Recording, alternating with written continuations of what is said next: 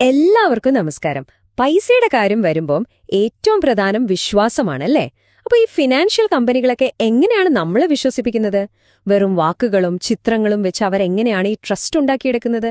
വാ, നമുക്കൊരു ബ്രാൻഡിനെ എടുത്ത് കീറി മുറിച്ച് പരിശോധിക്കാം. അതിന്റെ ഉള്ളിലെ രഹസ്യങ്ങളൊക്കെ ഒന്ന് പുറത്തു കൊണ്ടുവരാം.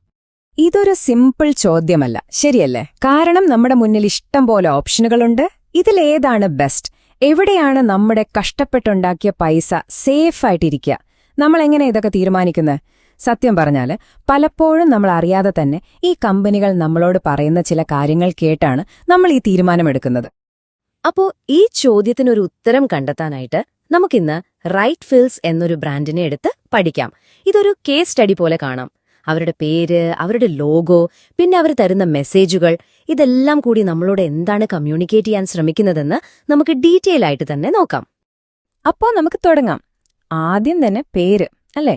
ഏതൊരു ബ്രാൻഡിന്റെയും ഫസ്റ്റ് ഇംപ്രഷൻ എന്ന് പറയുന്നത് അതിന്റെ പേരാണല്ലോ. അപ്പോ ഈ റൈറ്റ് ഫിൽസ് എന്ന പേരിനകത്ത് എന്താണ് ഒളിപ്പിച്ചു വെച്ചിരിക്കുന്നത്? ഈ പേരിനെ നമുക്ക് രണ്ടായിട്ട് മുറിക്കാം. ഒന്ന് റൈറ്റ്, പിന്നെ ഫിൽസ്. റൈറ്റ് എന്ന് കേൾക്കുമ്പോഴേ നമുക്കറിയാം, ശരി, കറക്റ്റ്, നല്ല റിസൾട്ട്, അങ്ങനൊരു ഫീലാണ് കിട്ടുന്നത്. ഇനി ഫിൽസോ, അത് പല രാജ്യങ്ങളിലും കറൻസിയുടെ ഒരു ചെറിയ യൂണിറ്റാണ്. അപ്പൊ അത് നേരിട്ട് പണവുമായി ബന്ധപ്പെട്ടു. രണ്ടും കൂടെ ചേരുമ്പോഴോ ശരിയായ സാമ്പത്തിക തീരുമാനങ്ങൾ എന്നൊരു ഐഡിയ നമ്മുടെ തലയിലേക്ക് ആദ്യമേ അങ്ങ് കയറും. ക്ലെവർ അല്ലേ? ഓക്കെ, അപ്പൊ പേരിന്റെ കാര്യം സെറ്റായി. ഇനി നമുക്ക് വിഷ്വൽസിലേക്ക് വരാം. അതായത് ലോഗോ.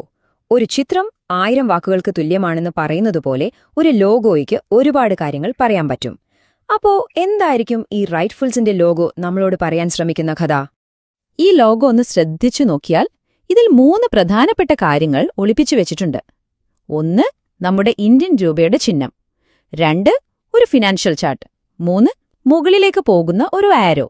ഇത് ഓരോന്നും എന്താണ് അർത്ഥമാക്കുന്നത് എന്ന് നമുക്ക് നോക്കിയാലോ? ആദ്യം തന്നെ നോക്കൂ. പേരിലെ ആർ എന്ന അക്ഷരത്തിന് പകരം അവരുപയോഗിച്ചിരിക്കുന്നത് ഇന്ത്യൻ രൂപയുടെ സിമ്പലാണ്. ഇത് വളരെ പവർഫുൾ ആയിട്ടുള്ളൊരു മെസ്സേജാണ്. അതായത്, ഞങ്ങൾ ഇന്ത്യക്കാർക്ക് വേണ്ടിയുള്ളതാണ്, ഞങ്ങളുടെ ഫോക്കസ് ഇന്ത്യൻ മാർക്കറ്റിലാണ്. ഇതൊരു ലോക്കൽ കണക്ഷൻ ഉണ്ടാക്കാൻ ഭയങ്കരമായിട്ട് ഹെൽപ്പ് ചെയ്യും. ഇനി അടുത്തത് നോക്കാം. റൈറ്റ് എന്ന അക്ഷരങ്ങൾ കണ്ടോ? അത് വെറുതെ എഴുതിവെച്ചതല്ല. സ്റ്റോക്ക് മാർക്കറ്റിലൊക്കെ കാണുന്ന കാൻഡിൽ സ്റ്റിക് ചാർട്ട് പോലെയാണ് അത് ഡിസൈൻ ചെയ്തിരിക്കുന്നത്. ഇതിലൂടെ അവർ എന്താ പറയുന്നത്? ഞങ്ങൾക്ക് ഇൻവെസ്റ്റ്മെന്റ് ഫീൽഡിൽ നല്ല എക്സ്പീരിയൻസ് ഉണ്ട്, ഞങ്ങൾ എക്സ്പേർട്സാണ് എന്നൊരു ഇമേജാണ് ഇത് തരുന്നത്. പക്ഷെ എനിക്ക് തോന്നുന്നു ഈ ലോഗോയിലെ ഏറ്റവും പവർഫുൾ മെസ്സേജ് ഇതാണ്. ആ മുകളിലേക്ക് പോകുന്ന പച്ച ആരോ, ഗ്രോത്ത്, പ്രോഫിറ്റ്, ഇതിന്റെയൊക്കെ നേർക്കുള്ള ഒരു വാഗ്ദാനമാണിത്. സിംപിളായി പറഞ്ഞാൽ, നിങ്ങളുടെ പൈസ ഇവിടെ ഇട്ടാൽ അത് വളരും. വളരെ സിമ്പിൾ, പക്ഷെ ഭയങ്കര എഫക്റ്റീവായിട്ടുള്ളൊരു ഉറപ്പാണത്. ശരി, അപ്പൊ പേര് കഴിഞ്ഞു, ലോഗോയും കഴിഞ്ഞു. ഇനി അടുത്തതെന്താ? ബ്രാൻഡിന്റെ മോട്ടോ അല്ലെങ്കിൽ ടാഗ് ലൈൻ. റൈറ്റ് ഫിൽസ് നമുക്ക് തരുന്ന പ്രധാന വാഗ്ദാനം എന്താണെന്ന് നോക്കാം. Every coin counts. അതായത്, ഓരോ നാണയവും വിലപ്പെട്ടതാണ്. എന്ത് നല്ല ടാഗ് ലൈൻ ആണല്ലേ? ഇതിന്റെ അർത്ഥം എന്താണ്? നിങ്ങൾ ചെറിയൊരു തുകയാണ് ഇൻവെസ്റ്റ് ചെയ്യുന്നതെങ്കിലും ഞങ്ങളതിനെ വളരെ കാര്യമായി എടുക്കും, ശ്രദ്ധയോടെ കൈകാര്യം ചെയ്യും. നിങ്ങളുടെ പൈസ അത് എത്ര തന്നെ ആയാലും ഞങ്ങൾക്ക് വലുതാണ് എന്നൊരു ഉറപ്പാണ് ഈ ഒരൊറ്റ വരിയിൽ അവർ തരുന്നത്. അവരുടെ സർവീസസ് നോക്കിയാലും ഇതേ ഐഡിയ കാണാം. മ്യൂച്വൽ ഫണ്ടുകളും അതിലധികവും എന്നവർ പറയുന്നുണ്ട്. അതെന്തിനാ? സാധാരണക്കാർക്ക് എളുപ്പത്തിൽ തുടങ്ങാൻ മ്യൂച്വൽ ഫണ്ട്സ്. എന്നാൽ കുറച്ചുകൂടി അറിയാവുന്നവർക്ക് വേറെയും ഓപ്ഷൻസ് ഉണ്ട്. അപ്പോ തുടക്കക്കാരെയും എക്സ്പീരിയൻസ്ഡ് ആയിട്ടുള്ളവരെയും എല്ലാവരെയും ഒരുപോലെ ആകർഷിക്കാനുള്ളൊരു വഴിയാണിത്.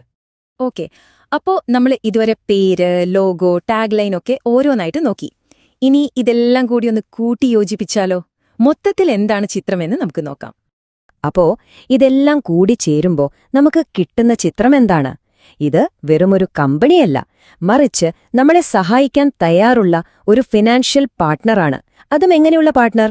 വിശ്വസിക്കാൻ കൊള്ളാവുന്ന, ഇന്ത്യയിലെ കാര്യങ്ങൾ നന്നായി അറിയാവുന്ന, നമ്മുടെ ഓരോ രൂപയ്ക്കും വില കൽപ്പിക്കുന്ന, നമ്മുടെ പണം വളർത്താൻ സഹായിക്കുന്ന ഒരാള്.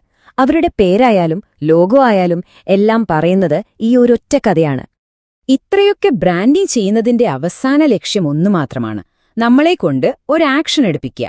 നിങ്ങൾ നോക്കൂ, അവരുടെ ഫോൺ നമ്പർ, ഇമെയിൽ, എന്തിനധികം ആംഫി രജിസ്ട്രേഷൻ നമ്പർ വരെ എല്ലാം ഓപ്പണായി കൊടുത്തിരിക്കുകയാണ്.